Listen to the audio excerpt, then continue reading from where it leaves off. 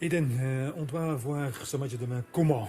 Comme un beau défi, un match important pour préparer la Coupe du Monde ou comment? Ouais, comme un match bon à jouer contre une belle équipe, avec un football différent des footballs en Europe.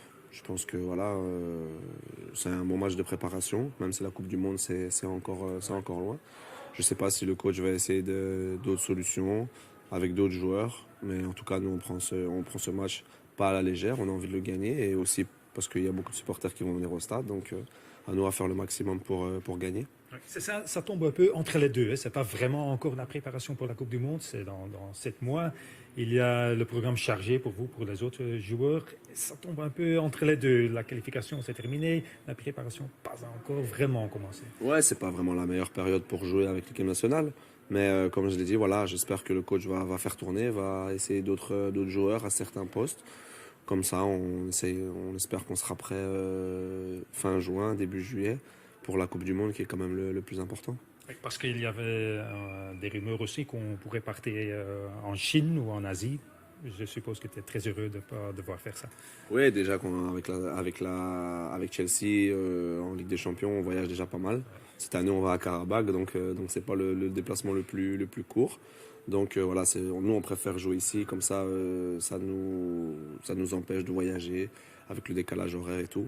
Parce que les voyages en Chine, tout ça, c'est beau parce qu'il y a des supporters qui viennent, des gens qui ne nous connaissent pas, mais voilà, c'est long, c'est beaucoup d'heures de décalage, donc les gens sont un peu fatigués. Donc nous, on est bien, on est content ici avec nos supporters.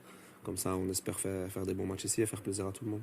Dans les 7 mois qui viennent, qu'est-ce que l'équipe doit encore travailler pour devenir mieux, pour être mieux préparée pour la Coupe du Monde, pour jouer le coup là-bas? Je pense qu'on doit un peu tout travailler, hein. Je pense que défensivement, on a peut-être commis des petites erreurs dans la qualification. Offensivement, il y a des matchs où on aurait pu marquer plus de buts. Voilà, je pense que être tous ensemble, s'adapter à l'adversaire aussi, mieux contrôler les matchs. Voilà, je pense il n'y a pas seulement un truc qu'on doit améliorer. Il y a plusieurs choses, plusieurs aspects du jeu. Donc voilà, à nous de travailler. Il nous reste 7 mois et en espérant être prêt pour le début.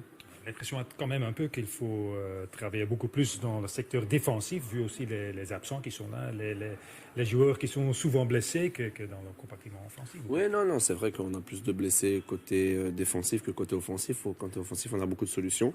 Donc voilà, comme je l'ai dit, le coach va peut-être essayer de trouver des autres solutions par rapport aux joueurs blessés.